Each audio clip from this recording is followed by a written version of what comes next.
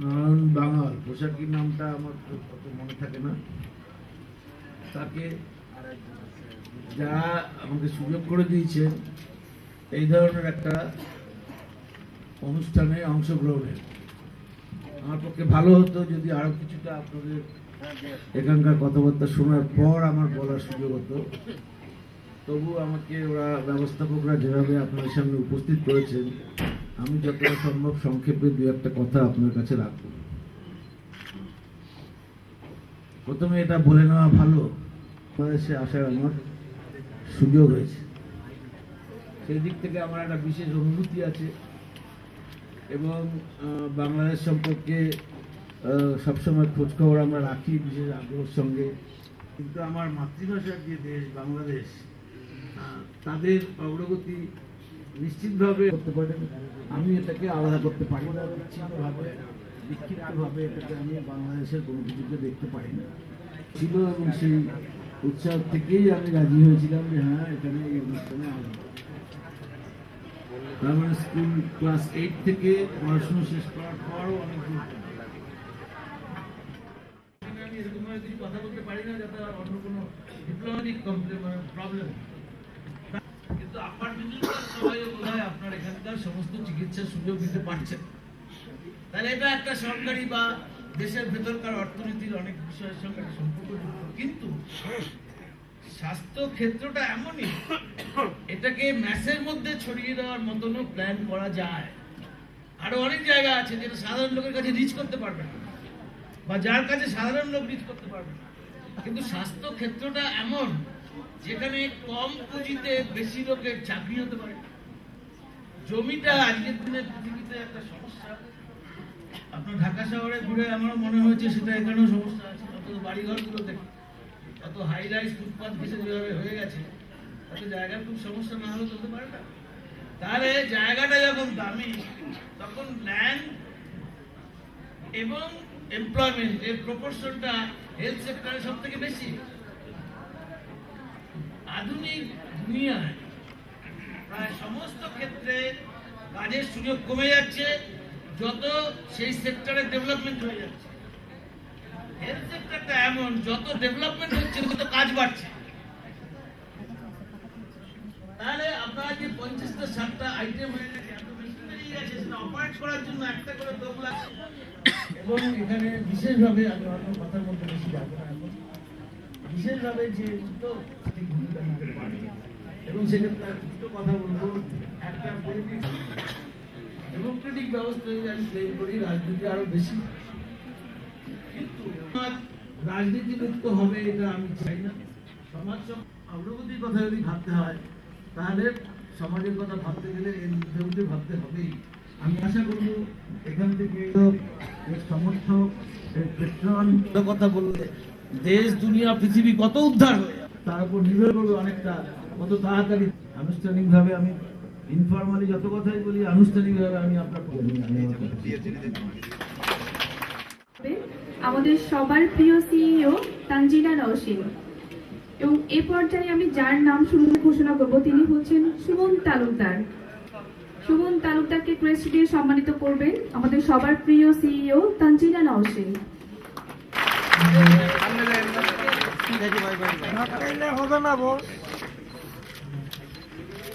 টুন্ডা ভারতীয় রাজনীতিবিদ, উটাটুন্ডা।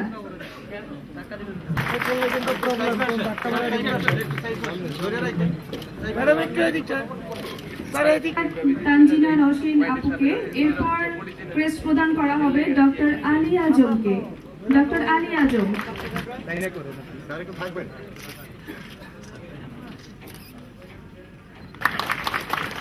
ধন্যবাদ। এই পর্যায়ে আমাদের প্রিয় সিইও তানজিনা নওশীন যার হাতে ক্রেস্টটি তুলে দেবেন তিনি হচ্ছেন কর্নেল অবসরপ্রাপ্ত ফারুক খান।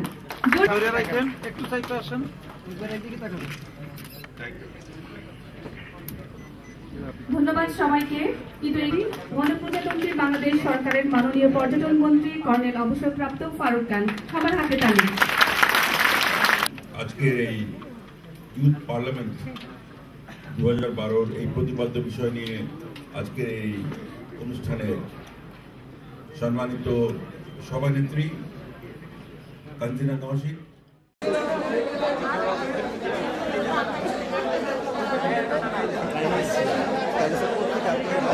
In 2012.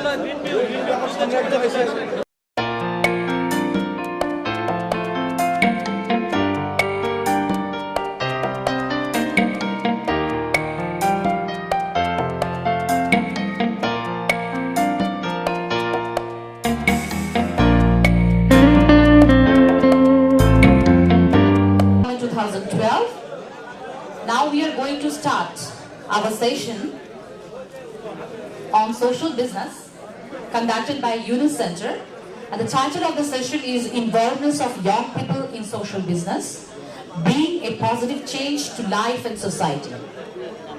অনুষ্ঠানের শুরুতেই আমি মঞ্চে এসে আসন গ্রহণ করার জন্য অনুরোধ জানাচ্ছি আমাদের ইউথ ফোরামের সম্মানিত সভাপতি ডক্টর নয়ন আপনাকে। সেই সাথে আমি অনুরোধ জানাচ্ছি doctor Kamal Hossain sir, eminent lawyer এবং পলিটিশিয়ান, আপনাকে মঞ্চে এসে আসন গ্রহণ করার জন্য। Doctor Kamal sir. এরপর আমি অনুরোধ জানাচ্ছি জাস্টিস আফজাল হোসেন আপনাকে মঞ্চে এসে আপনার আসন গ্রহণ করবার জন্য। Justice Afzal Hossain sir.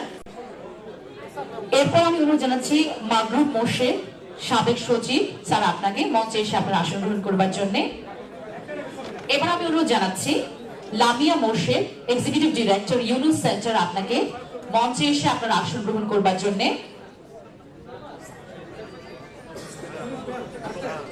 Doctor Kamal স্যারকে আমি একটু মঞ্চে আসার জন্য অনুরোধ জানাচ্ছি স্যার, প্লিজ। এবার আমি অনুরোধ জানাচ্ছি লাবিব তারাফদার, অ্যাসিস্ট্যান্ট প্রোগ্রাম অফিসার, আপনাকে মঞ্চে এসে আপনার আসন গ্রহণ করবার জন্য। সে সাথে আমি অনুরোধ জানাচ্ছি এএফএম আমির খসরু সাহেব, আপনাকে ইউনুস সেন্টার মঞ্চে এসে আসন গ্রহণ করবার জন্য। সেশনের ওয়েলকাম স্পিচ দেওয়ার জন্য অনুরোধ জানাচ্ছি ইউথ ফোরামের সম্মানিত সভাপতি ডক্টর নয়ন সাহেবকে। Thank you very much. সারাদিন কথা বলি, আমি বেশি কথা বলে সময় নিব না। আজকের ইউনুস সেন্টার এবং ইউথ ফোরাম কর্তৃক আয়োজিত যৌথভাবে এখনকার যে সেশনটি, সেই সেশনের সম্মানিত অতিথিবৃন্দ আমাদের মাঝে উপস্থিত রয়েছেন। বাংলাদেশের বিশিষ্ট আইনজীবী, আইনজ্ঞ, আমাদের সবার প্রিয় ব্যক্তিত্ব, সংবিধান প্রণেতা ডক্টর কামাল হোসেন মঞ্চে উপস্থিত রয়েছেন। আমাদের সাবেক সচিব, আমাদের ফোরামের উপদেষ্টা মন্ডলীর সদস্য, আমার শ্রদ্ধাভাজন ব্যক্তিত্ব যারা মাগরুব মোর্শেদ, আমাদের মাঝে উপস্থিত রয়েছেন ইউনুস সেন্টারের নির্বাহী প্রধান, নির্বাহী পরিচালক আমাদের লামিয়া মোর্শেদ আপা, উপস্থিত রয়েছেন খসরুজ্জামান, লাবিব ভাই, তানজিনা নওশিন সহ। আমি মঞ্চে আসার জন্য অনুরোধ করছি আমাদের ভারত থেকে এসেছেন যিনি, পশ্চিমবঙ্গের যিনি দীর্ঘদিনের সোশ্যাল অ্যাক্টিভিস্ট, রাজনীতিবিদ, আমাদের পুতাটুন্ডা, সমীর পুতাটুন্ডা, ওনাকে অনুরোধ করছি মঞ্চে আসার জন্য। সমীর পুতাটুন্ডা। আমি আমাদের এখানে উপস্থিত রয়েছেন যে সকল ব্যক্তিবর্গ, প্রত্যেককে শ্রদ্ধা জানাচ্ছি। সাবেক চিফ ইঞ্জিনিয়ার, আমাদের সাবেক বিভিন্ন কর্মকর্তা যারা বিভিন্ন সংস্থা থেকে এসেছেন। শুধু একটি কথাই বলতে চাই, সেটি হচ্ছে আমরা যারা সারা বাংলাদেশের, এখানে কিন্তু সারা বাংলাদেশের একটি চিত্র। তার কারণ এখানে আপনারা যারা এসেছেন প্রত্যেকটি উপজেলা থেকে প্রতিনিধি এসেছেন।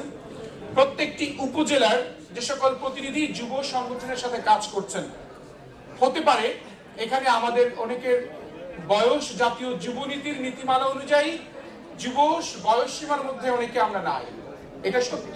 কিন্তু এটাও তেমনি ভাবে সত্য যে আপনারা প্রত্যেকটি সংগঠন কিন্তু যুবকদেরকে নিয়ে কাজ করেন, ঠিক কিনা? আচ্ছা, যেহেতু প্রত্যেকটি সংগঠন যুবকদেরকে নিয়ে কাজ করেন এবং আজকে এই যুবকদেরকে নিয়ে কাজ করার তাগিদে প্রত্যেক সংগঠনের প্রেসিডেন্ট এবং সেক্রেটারিদেরকে নিয়ে বসা হয়েছে। অতএব প্রত্যেক প্রেসিডেন্ট এবং সেক্রেটারি হচ্ছে প্রত্যেকটি উপজেলার জন্য আমাদের শুধু প্রতিনিধি না, সেই উপজেলার প্রতিনিধি, এবং উপজেলাকে নেতৃত্ব দেন হচ্ছেন আপনারা। এবং আপনাদের মাধ্যমে আজকে আমরা যে মেসেজটি দিব, যে কথাগুলো বলবো এবং যে বিষয়ে আলোচনা করব, সেই বিষয়গুলো হচ্ছে সমগ্র বাংলাদেশকে শোনানোর মতো, ঠিক কিনা? অতএব সেক্ষেত্রে আমরা ভাববো যে আমরা আজকে যে বিষয়টি নিয়ে আমাদের অত্যন্ত গভীরে চিন্তা করার বিষয়, যা ভাবলে আমরা আমাদের ব্যক্তি জীবনের কিংবা সমাজকর্মের ক্ষেত্রে আমরা আমাদের অবস্থানটাকে একটি পর্যায়ে নিয়ে আসতে পারবো। লক্ষ্য করবেন বন্ধুরা, যে মাইক্রোসফটের প্রবক্তাকে আপনারা জানেন? Microsoft, Bill Gates. আজকে বিল গেটস যদি মাইক্রোসফট করে সেটা হচ্ছে কি একটি কোম্পানি, একটি কর্পোরেট বিজনেস, তাই না? এখন বিল গেটস কি করছে জানেন? এখন বিল গেটস উনি ডেভেলপ করেছে বিল গেটস ফাউন্ডেশন, তাই না? একটি কথাই শুধু বলবো, যেহেতু সোশ্যাল বিজনেস নিয়ে লাবিব ভাই কথা বলবেন, খসরু ভাই কথা বলবেন, লামিয়া মুর্শেদ বলবেন, আমি সে বিষয়ে বেশি বলবো না। তবে এতটুকু বলতে চাই, কর্পোরেট বিজনেস যেখানে শেষ সেখান থেকে সোশ্যাল বিজনেস শুরু। কিভাবে? আমার দৃষ্টিতে আজকে দেখেন মাইক্রোসফটের মতন একটি এত বড় প্রতিষ্ঠান তাদের সমগ্র পৃথিবীতে কর্পোরেট কালচারের মাইক্রোসফটের শেষ জায়গায় গিয়ে তারা কিন্তু আজকে বিল গেটস ফাউন্ডেশন শুরু করেছে। তার মানে যেখানে কর্পোরেট বিজনেসের যাত্রা শেষ পর্যায়ে গিয়ে একটি মানুষের জীবনের স্তর যদি আলফা, বেটা এবং গামা, একটি গামা স্তরে যদি আমরা চিন্তা করি অনেক গভীরে, তাহলে সোশ্যাল বিজনেসটাকে আমাদের সেভাবে চিন্তা করতে হবে এবং এই বিষয়ে ধারণা দিবেন তারা। এবং ধারণার পরে আপনাদের কিন্তু রয়েছে প্রশ্ন উত্তর পর্বের সুযোগ। আমরা এই বিষয়ে আমি আরেকটু বলতে চাই যে প্রশ্ন উত্তর পর্বেও যদি আমরা একটু বেশি সময় নিই তাহলে কিন্তু আমাদের অন্যান্য সেশন কিন্তু ক্ষতিগ্রস্ত হবে। আমরা বেছে আপনাদের প্রশ্নগুলো বক্তব্য চলাকালীন সময় লিখে রাখবেন এবং সেখান থেকে শুধু কাগজের মাধ্যমে পাঠাবেন, আমরা বাছাই করে সেখান থেকে 5টি কি 7টি প্রশ্ন নেব। তার কারণ হচ্ছে আমি দেখেছি প্রশ্ন উত্তর পর্বে অনেক সময় চলে যায় এবং সেখান থেকে আপনাদের প্রশ্ন উত্তর পর্বের পরে আমরা সোশ্যাল বিজনেস অ্যাওয়ার্ড লঞ্চিং করব। ধন্যবাদ মাননীয় সভাপতি, ইউথ ফোরাম। অনুষ্ঠানের এই পর্যায়ে আমি একটি মেসেজ বা বক্তব্য পাঠ করে শোনাতে চাচ্ছি আপনাদেরকে, যেটা ডক্টর মোহাম্মদ ইউনুস স্যার আমাদের ইউথ ফোরামের উদ্দেশ্যে এবং বাংলাদেশ ইউথ পার্লামেন্টের কে কেন্দ্র করে লিখেছেন। I believe that Bangladesh Youth Parliament 2012 is a perfect place for the young people to culture their innovative ideas and let them flourish. It is a platform where youth of our society can speak up, can share their thoughts, express themselves, and be united to set a particular goal, a goal for youth to follow.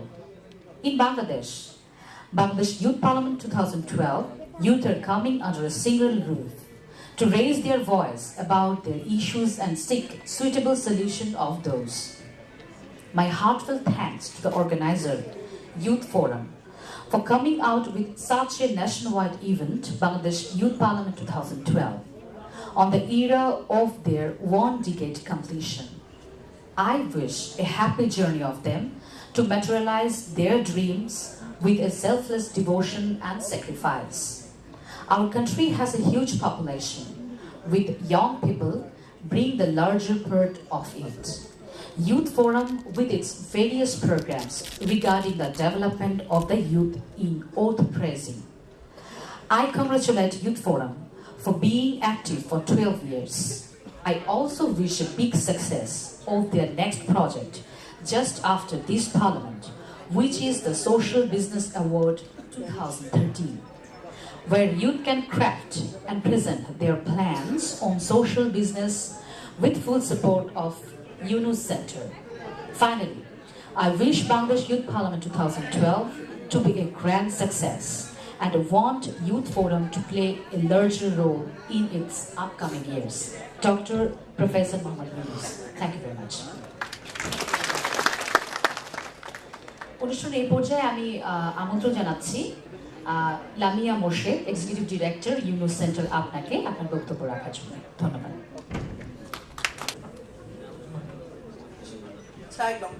আমি আমার প্রেজেন্টেশনটা পাওয়ার পয়েন্টে আছে, এটা Yunus centre সম্পর্কে একটু ধারণা দেয় আর সোশ্যাল বিজনেস নিয়ে আমরা কি করছি এটার একটা ধারণা দেয়। প্রেজেন্টেশনটা ইংলিশে আছে, তো আমার প্রেজেন্টেশনটা মোটামুটি ইংলিশে আমি দিব, আশা করি এটা কোনো সমস্যা হবে না। এটা হলো Yunus সেন্টার's main statement is the plan to put poverty into poverty museums. We do this through promoting and developing social business which I will explain later on the presentation. A social business, what is it? Basically, a social business is a non-loss company designed to address a non-loss, non-dividend company designed to address a social problem. The business, with its main aim, is a social problem. A business must be financially and economically sustainable.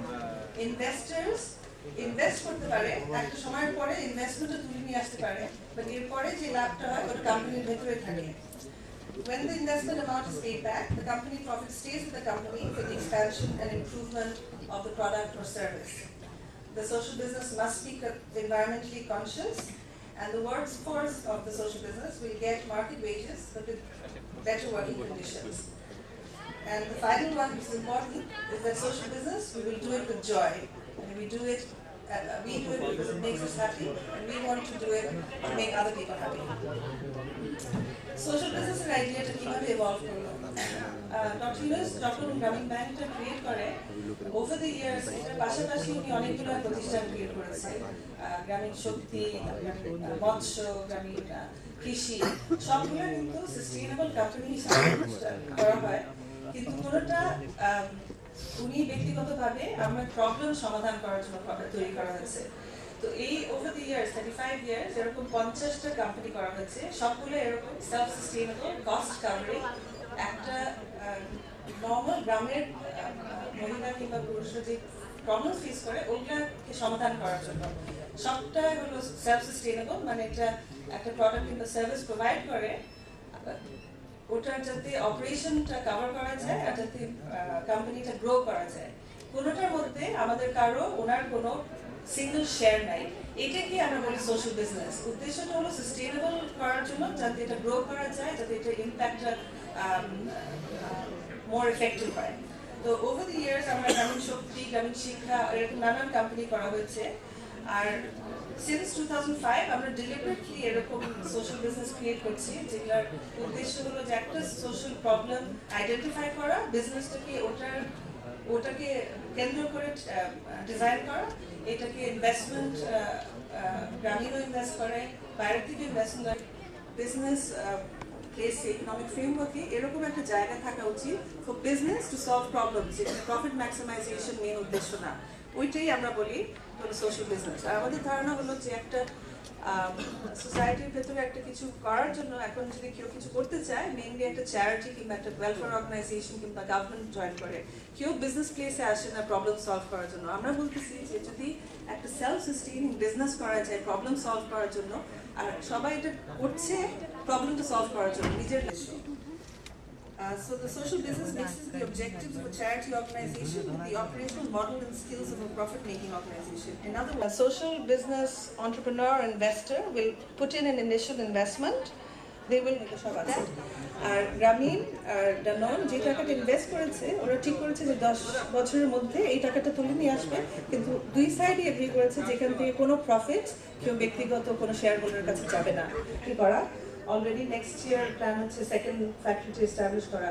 আর আমেরিকাতে Johns Hopkins university এটার already একটা impact দেখেছে। ওরা 1 বছর 6 থেকে 9 বছর বাচ্চাদের হেলথের উপরে এই ইয়গার্টের ইম্প্যাক্টটা কি, এটার একটা স্টাডি করেছে। তো 6 থেকে 9 বছর বাচ্চারা এই বগুড়া এলাকার একটা স্কুলে যারা এই ইয়গার্টটা রোজ খাচ্ছে ভার্সেস সেম বয়সের বাচ্চারা একটা নন ফর্টিফাইড ইয়গার্ট খাচ্ছে, 1 বছরের শেষে দেখা যায় যে যারা ইয়গার্টটা খাচ্ছে তারা ওই আপনার কনসেপচুয়াল আর প্রবলেম সলভিং টেস্টসে, এটা জনস হপকিন্স অ্যাডমিনিস্ট্রেট করেছে, অনেক ভালো করছে পরীক্ষাতে, মশাটা মরে যায়। তো আমরা এখন বাংলাদেশে এটা হলো তাদের একটা স্পেশাল প্রোপ্রাইটারি টেকনোলজি, যেটা ওরা এই সোশ্যাল বিজনেসের কাছে দিয়ে দিয়েছে। আর আমরা এখন বাংলাদেশে এই মশারিটা প্রডিউস করতেছি আমাদের ফ্যাক্টরির মাধ্যমে। It's called, the company is called BSF Grameen. আর বাংলাদেশে এটা লাস্ট 1 বছর ধরে আমরা প্রডিউস করছি, আর আমরা এটা গ্রামীণ এলাকায় এটা বিক্রি করছি।